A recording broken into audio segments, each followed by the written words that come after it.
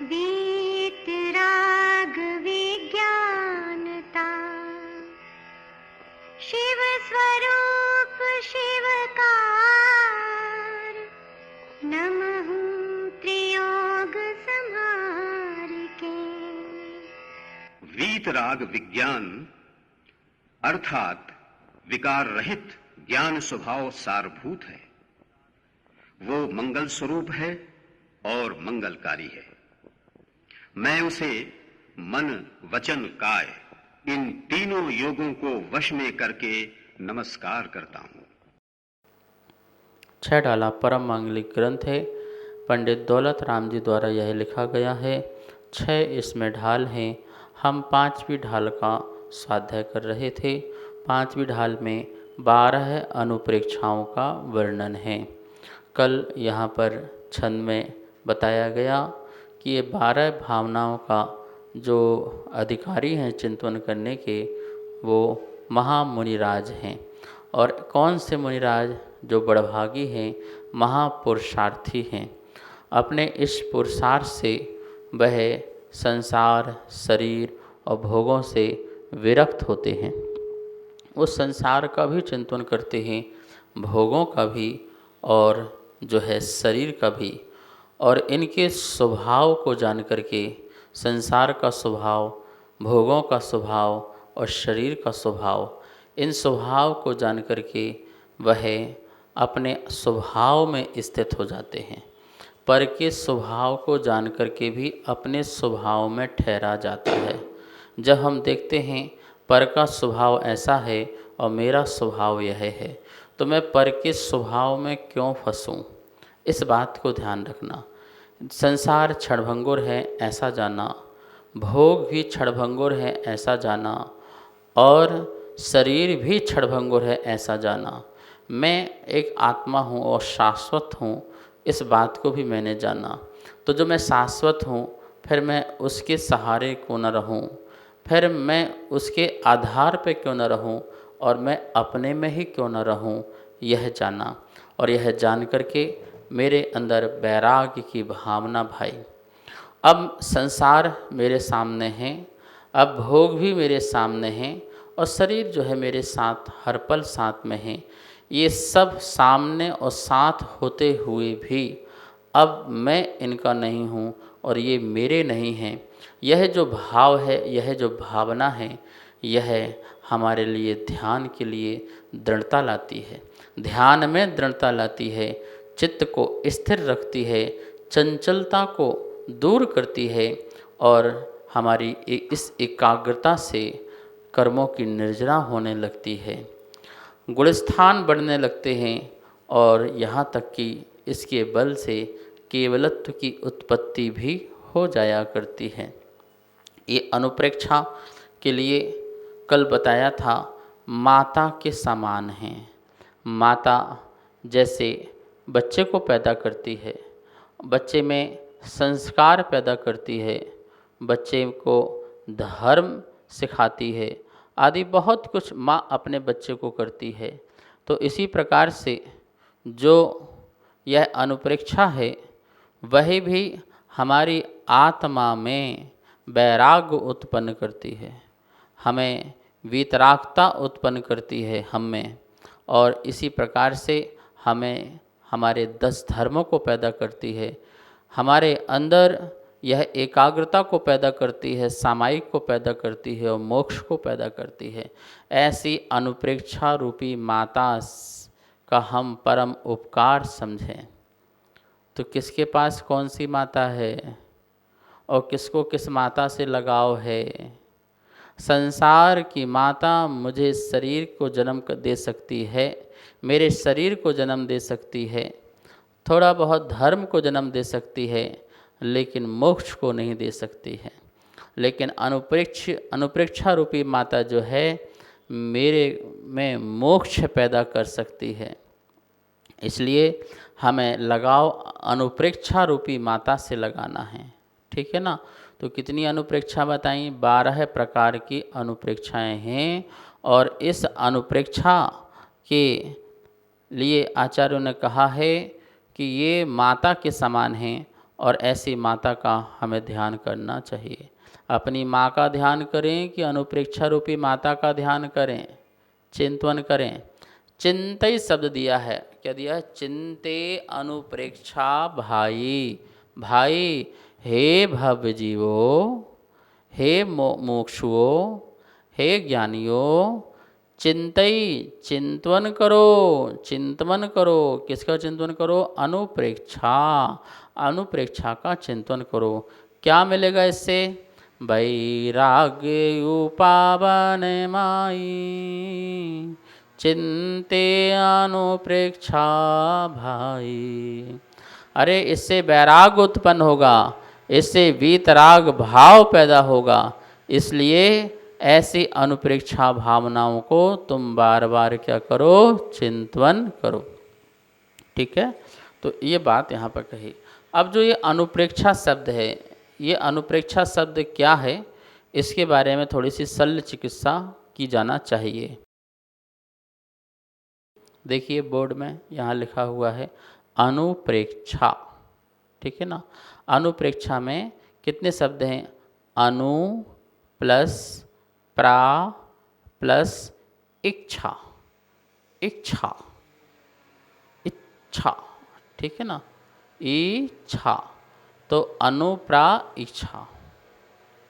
अनु बराबर बारंबार, अनु मतलब बारंबार, या अनुसरण करता हुआ, अनुसरण करता हुआ या बार बार। जैसे कोई व्यक्ति जा रहा है तो हम उसके साथ साथ पीछे पीछे चल रहे हैं, तो हम उस व्यक्ति का अनुसरण कर रहे हैं। कोई व्यक्ति जो है धर्म का पालन कर रहा है तो उसको देख कर के हम भी धर्म का पालन कर रहे हैं, तो हम उसके धर्म का अनुसरण कर रहे हैं। ठीक है ना। तो अनु मतलब बार बार या अनुसरण करता हुआ। प्रा, प्रा मतलब प्रकृष्ट रूप से, प्रकृष्ट रूप से, उत्कृष्ट रूप से। इच्छा, इच्छा, चिंतन करना, चिंतन करना, ठीक है ना। बारंबार प्रकृष्ट रूप से चिंतन करना, इसका नाम अनुप्रेक्षा है। अनुप्रेक्षा शब्द का इतना ही अर्थ समझना है। अनु मतलब बार बार, और प्रेक्षा, अब प्रेक्षा शब्द का भी अर्थ लगा सकते हैं। प्रेक्षा मतलब देखना होता है। प्रेक्षा का अर्थ क्या होता है? देखना भी होता है। चिंतन करना तो है ही है, देखना भी होता है। क्या देखना? अपने को बार बार देखो। किसको बार बार देखो? अपने को बार बार देखो, दुनिया को बार बार नहीं देखना है। ओ, अपने को बार बार देखने का मतलब ऐसा नहीं कि दर्पण में अपने को बार बार देख रहे हो। अपने आँख देखो, नाक देखो, चेहरा देखो, कान देखो। अरे जो तुम ये देख रहे हो वो तुम नहीं हो, इसलिए उसको नहीं देखना है। अपने को देखना मतलब अपनी आत्मा को, अपने आत्मा के शांत स्वभाव को देखना है। अपने आत्मा के ज्ञान दर्शन स्वभावी आत्मा को देखना है, उसे देखना है। ठीक है ना। तो अनुप्रेक्षा, अनु मतलब बार बार अपने को देखना, अपने स्वभाव को देखना, अपने जीवन को देखना और उसे अच्छा बनाना, ये कहलाती है अनुप्रेक्षा। और भी लिखा यहाँ पर अनुप्रेक्षा, भेद ज्ञान पूर्वक संसार शरीर और भोग आदि के स्वरूप का बारंबार विचार करके उनके प्रति उदासीन भाव उत्पन्न करना अनुप्रेक्षा कहलाती है। ये बहुत ही सुंदर परिभाषा है, ये बहुत संपूर्ण परिभाषा है। क्या लिखा है? कंडीशन है भेद ज्ञान पूर्वक। कैसे अनुप्रेक्षा करना है? भेद ज्ञान पूर्वक। भेद ज्ञान होना चाहिए। भेद ज्ञान मतलब मैं कौन और पर कौन, मतलब स्व और पर का भेद ज्ञान।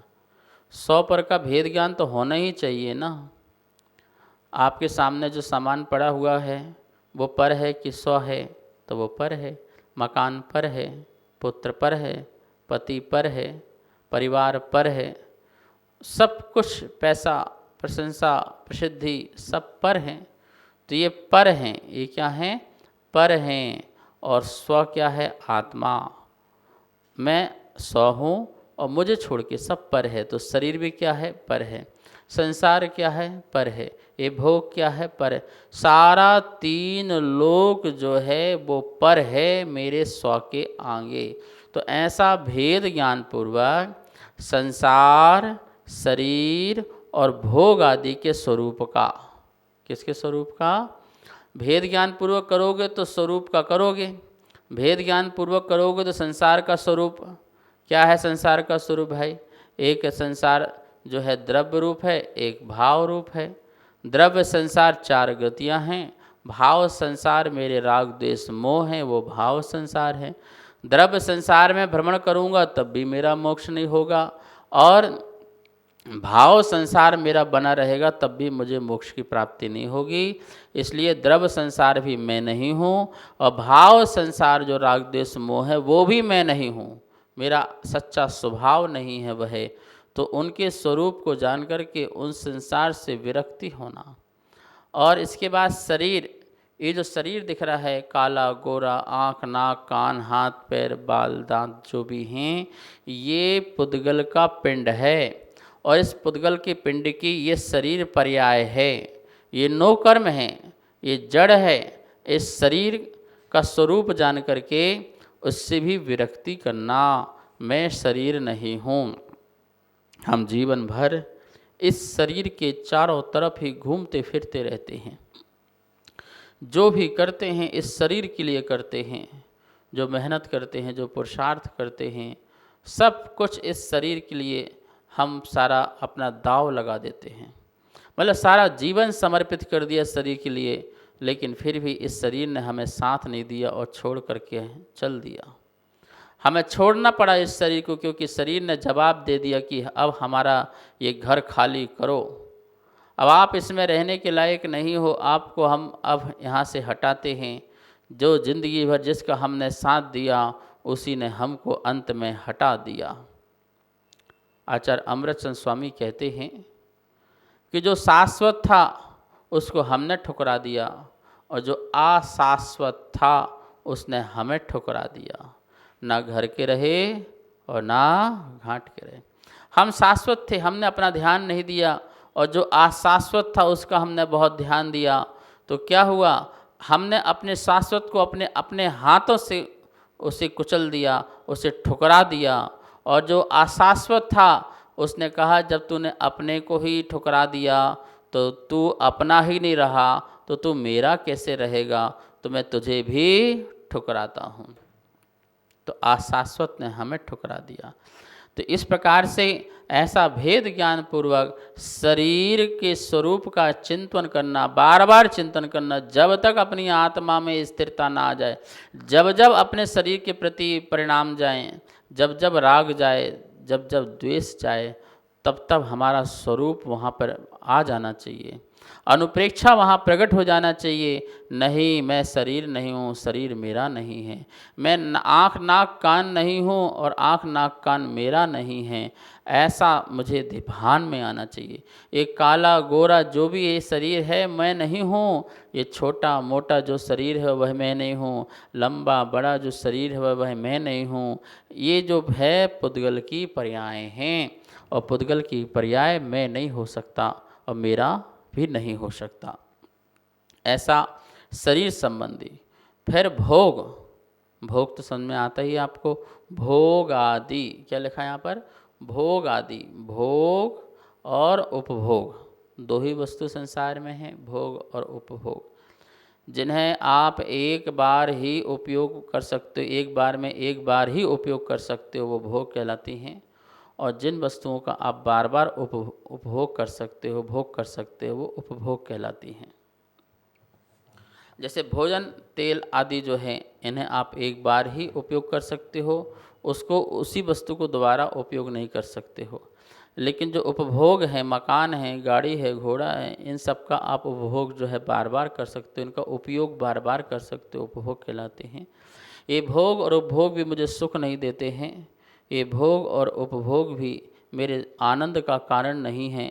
ऐसा जान करके इसके स्वरूप का चिंतन करके, ये भोग और उपभोग भी मेरे लिए शाश्वत नहीं है, ऐसा चिंतन करके, विचार करके, ऐसी मंत्रणा करके, विचारणा करके क्या करना चाहिए, हमें इनको त्याग देना चाहिए। तो इस प्रकार इनके संसार, शरीर और भोगों के स्वरूप का बारंबार प्रेक्षा करके, विचार करके, चिंतन करके उनके प्रति क्या हो जाना चाहिए, उदासीन भाव उत्पन्न करना चाहिए। उदासीन मतलब मुंह लटका के बैठ जाना चाहिए, गर्दन नीचे करके बैठ जाना चाहिए, आंखें बंद कर लेना चाहिए। नहीं, इसका नाम उदासीन नहीं है। उदासीन, अपने आत्मा में आसीन का नाम उदासीन है। क्या है?